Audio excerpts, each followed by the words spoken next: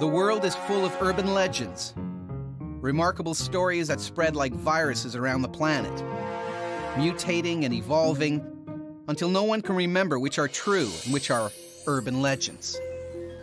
In this episode called Autogeddon, you'll see 3 amazing stories about the strange things that happen in people's cars. First up, Alex and Uma DeSarto bring back more than just happy memories from their family vacation to Mexico. Then Andy Ebner finds himself involved in a very strange case of road rage. There it is! And finally, Brenda Fryer picks up a damsel in distress, but gets a whole lot more than she bargained for. Watch all 3 stories and decide which ones are true and which ones are false. Find out if you guessed right at the end of the show. First, it's a story we like to call Grandma Theft Auto. Thousands of American tourists cross the border into Mexico every year looking for sun, sand, sea, and salsa. Californian families flock to the beauty of the Baja as it's only a few hours' drive away. Meet Alex and Uma DeSarto. We met in high school. He was my high school sweetie. The DeSarto family had one Mexican vacation that they'd remember for all the wrong reasons. At the end of their 1979 vacation, Alex, Uma, the kids, and Uma's mother set out home for California. We had a wonderful time. It was nice. It was a trip that we'd been looking forward to. We had a wonderful week together. So we got underway, and everything seemed okay. After a little while, Mom was a little tired, so we let her lay down in the back seat, gave her a pillow, and let her make herself comfortable. And I thought, well, that's good. She'll have a rest. 5 miles from the U.S., Uma prepares herself for the border crossing. So I started getting everybody's passport out. The only one she doesn't have is Grandma's. I asked Gil if he could please wake her up. Grandma, time to get up. You know, says Grandma, tries to get her up. But Grandma does not wake up. So he tries again, and this time he does it pretty hard, and still nothing. And I turned around, and she's just sort of very, very still. Alex, stop the car.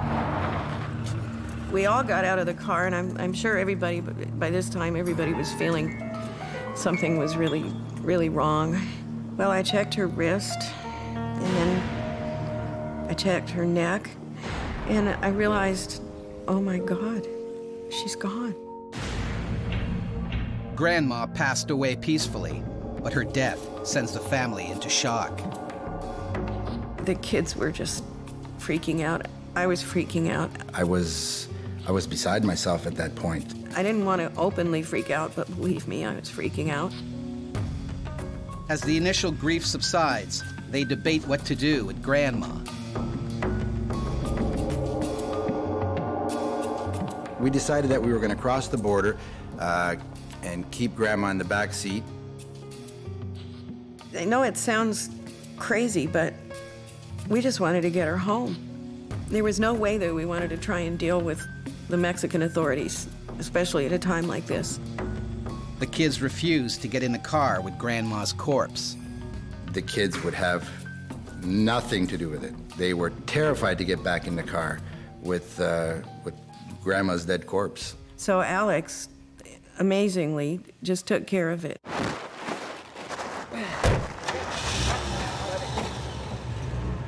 With dead Grandma rolled up and on the roof, they nervously make their way to the U.S. border. We pull up, and these guys are all standing around the car with these guns. I was scared silly. I don't think I was breathing. I had to tell the kids, don't say anything. The guard questions Alex. He proceeded to ask where we were from, where we were. Ensenada. We were just taking the kids on. The biggest question I think that stopped my heart a little bit was when he had asked, do we have anything to declare? No, we just have what we came with. At that point, when he asked that for a fraction of a second, you know, I wanted to tell him what had happened. Worried about the state of the corpse on the hot roof, Alex and Uma wait anxiously as the guard checks the luggage. I was watching him through the rear view mirror, side view mirror, and just holding my breath. And I was just thinking, oh God, please, please don't let him investigate that. Just let them see that we're just a family with kids.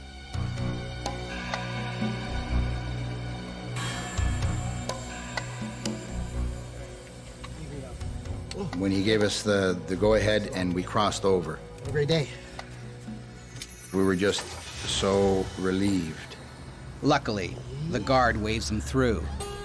And that was a huge relief. It was a fantastic feeling. But that's not the end of the road for Grandma. We hadn't had anything to eat or drink. We thought, you know what, let's just pull off here, get a little bite, just kind of collect ourselves.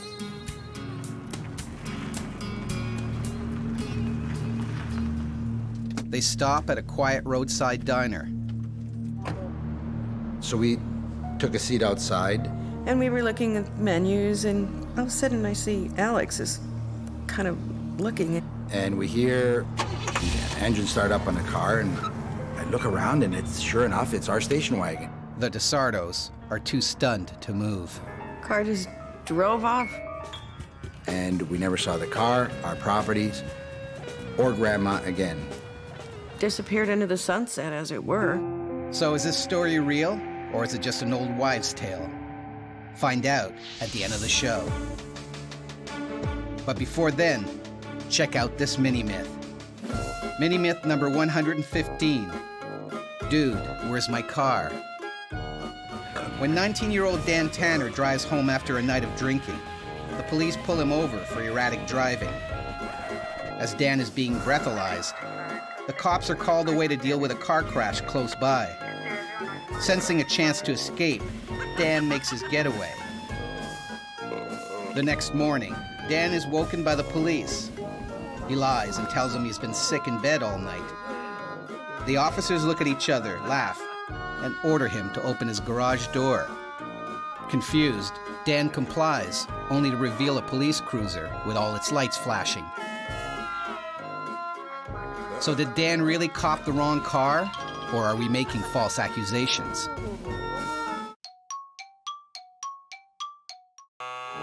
It's false.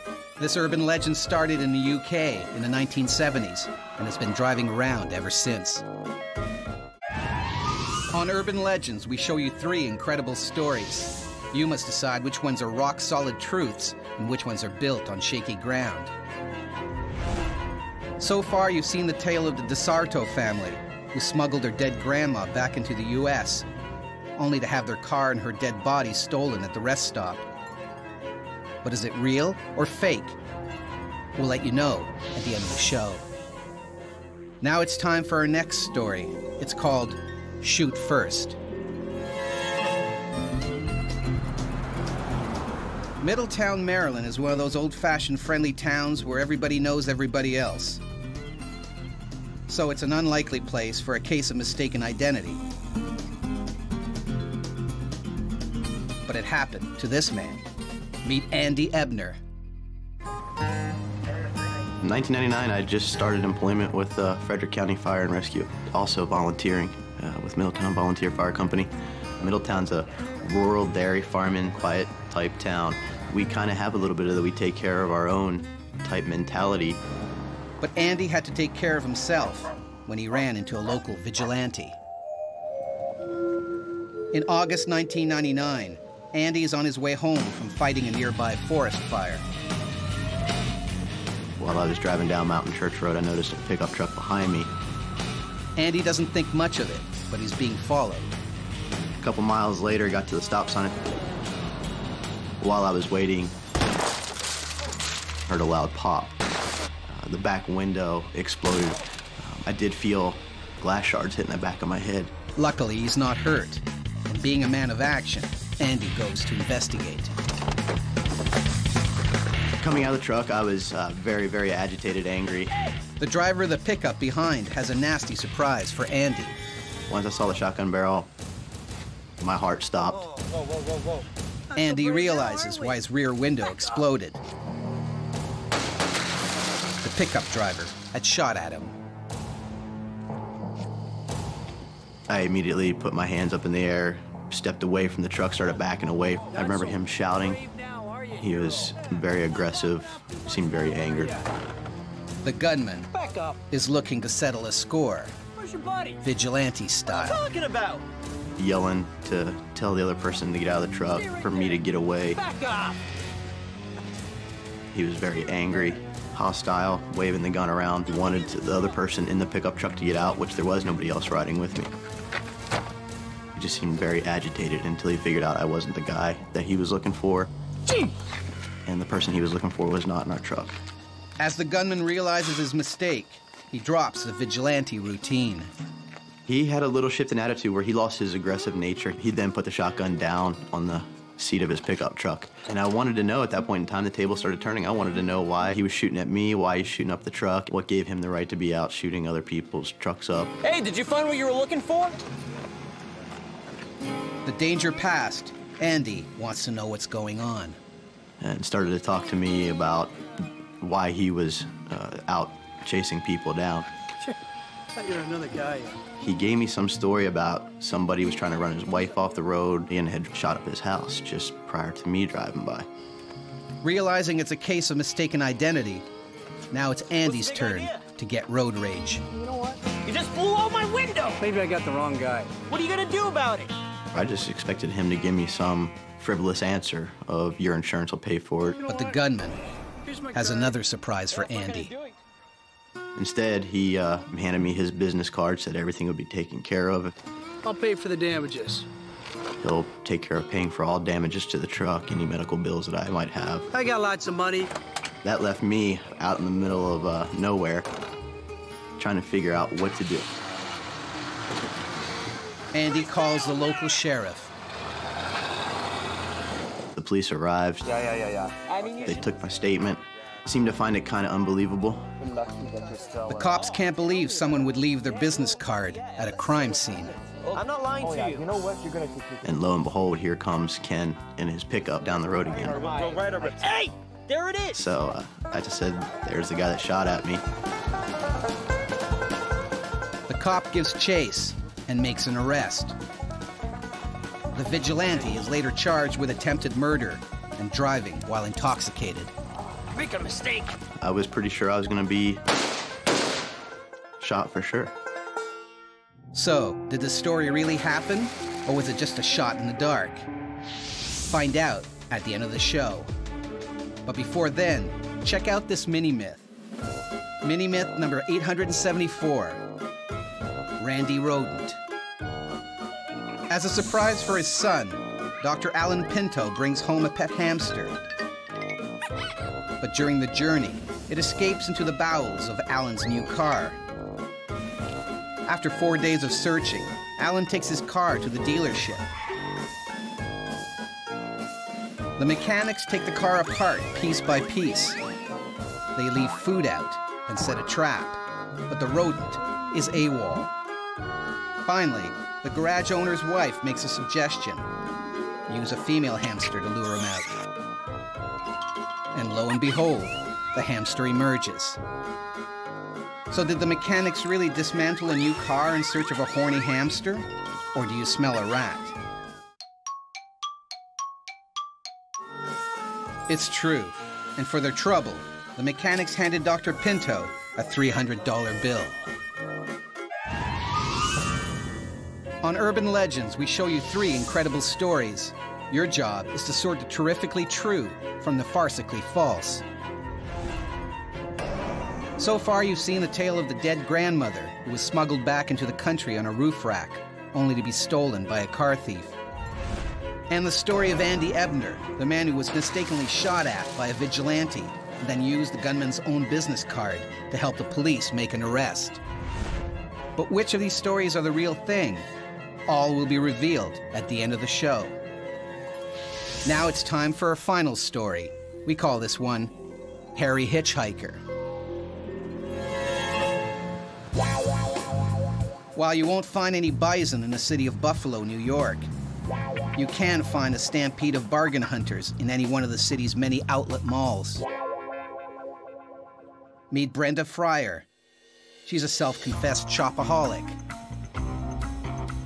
I love to shop. I don't get a chance to very often, and when I can, I want to go to the best place. There's nothing better than getting the best deal. There's this one particular outlet mall that my mom loves, my sister loves, that's the mall to go to. It has great sales.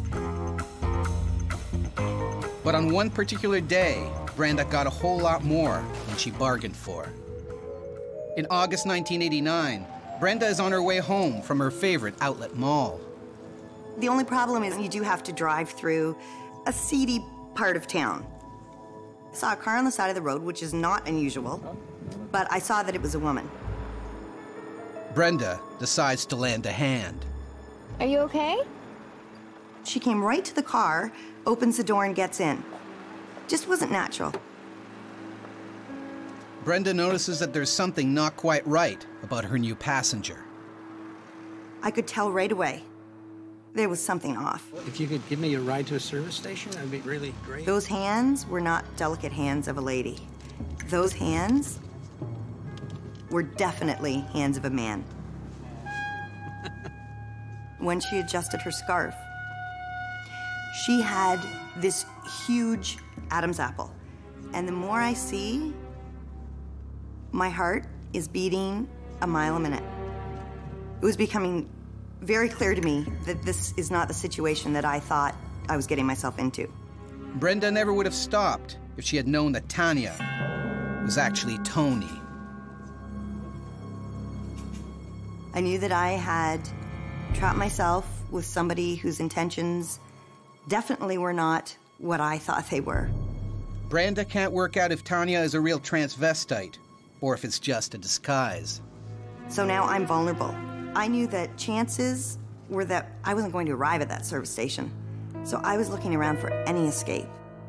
Spooked, Brenda spots what she thinks is her salvation. As soon as I see the hitchhiker, didn't look like a typical Skid Row inhabitant, I pulled over. Hi. Hi there. I didn't care where he was going. I would have taken him anywhere. I just felt such relief that I had this other person with me. She starts to make small talk with her new passenger. Driving along, I'm much more relaxed now. So what are you studying in school? Criminology. Don't turn around. That's when I felt the gun at my neck. No, just keep driving. It looks like Brenda's faith and safety in numbers is badly misplaced. I thought my life was over, and I absolutely just went numb. The hitchhiker is directing them to an isolated spot. He went to wave me to pull over. Suddenly, the transvestite grabs the gun, opened the back door, and held him at gunpoint. I was completely and utterly shocked. Tanya expertly renders the hitchhiker powerless. There's a girl that knows how to handle herself. I just went from saying my last prayer to suddenly, here I am and you're my partner. Brenda sorely misjudged her transvestite savior. Now I'm starting to see her in a completely different light. Like, what would I have done if she hadn't been in the vehicle? As they pull up to the body shop, Brenda thinks she's seen it all, but Tanya has another surprise for her. As she's going to get out of the car, she grabs her purse, it tips over, and there, in her purse, is a gun, rope, pepper spray, a knife. Before Brenda can find out who or what Tanya really was, he's gone. I have no idea what she was up to, but I know that I could have been a victim. What he was going to do with the contents of his purse remains a mystery. She saved my life, and I'm not so sure that that was her intention when she got in my car. So is this story true, or is it just lipstick on a pig? You don't have to wait too much longer to find out. All will be revealed after this final mini-myth. Mini-myth number 224, Call Waiting. Would-be criminal mastermind Ruben Karate walks into a Chicago muffler shop, planning to rob the joint. Terrified, the employees tell Ruben the safe is locked and only their boss holds the combination. Being on the pragmatic side, Ruben leaves 2 phone numbers and tells the employees to call him when their boss returns. When the boss gets back, the obliging employees give Ruben a call. He returns that afternoon and finds the cops waiting for him. So, is this clueless criminal caper true? Or is it just a con? It's true. 18-year-old Ruben really did leave his telephone numbers. When he returned, the cops shot him in the leg and then charged him with attempted robbery and assaulting a police officer.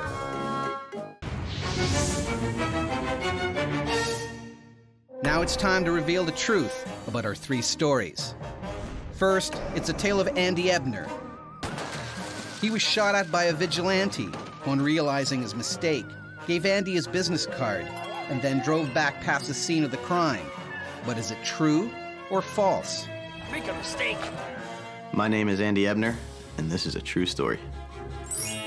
After leaving Andy his details, misguided gunman Kenneth Ransberg shot another innocent man in the leg before driving back past waiting cops. Next, it's a story of Brenda Fryer, the woman who let danger into her car when she picked up two unlikely hitchhikers, only to be saved by the passenger she was most scared of. But was this tale just a lie dressed up? This is a completely false story.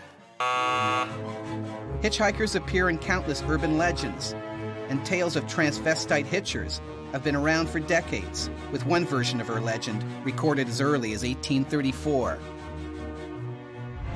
Which leaves the story of the grandma who died while returning from a Mexican vacation. Her family managed to smuggle her into the U.S. on a roof rack, but the car and grandma's body was stolen at a rest stop just over the border. So is it true or false? The tale you just heard is a false story, not real at all. Stories of corpse smuggling have circulated since people drove horses and carts. This modern version surfaced in the 1940s, with variations featured in the movies National Lampoon's Vacation and most recently, Little Miss Sunshine.